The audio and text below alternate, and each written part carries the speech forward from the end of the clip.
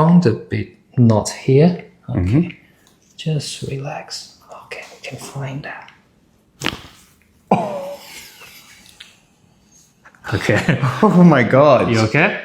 Yeah. Nice. That's a big one. It's like a shock, isn't it? Right. I think I did overcompensate like back in the day. I think I did use my shoulders more like on the chest press rather than like really rolling the shoulders back. It's like over your limit. I mean, you can just step back a bit. You can Oh yeah. Hello.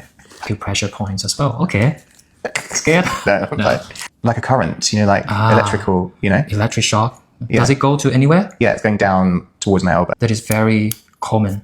Okay. That's good. That's good. I don't know if it's in my head, but I do feel like I'm releasing. Feeling okay? Yeah, it feels lighter. There's some cracking.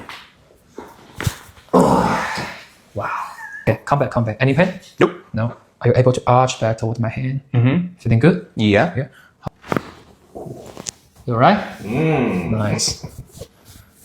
Crispy one, huh? Yeah. Oh yeah. Good, yeah. Into the muscle for the releasing here.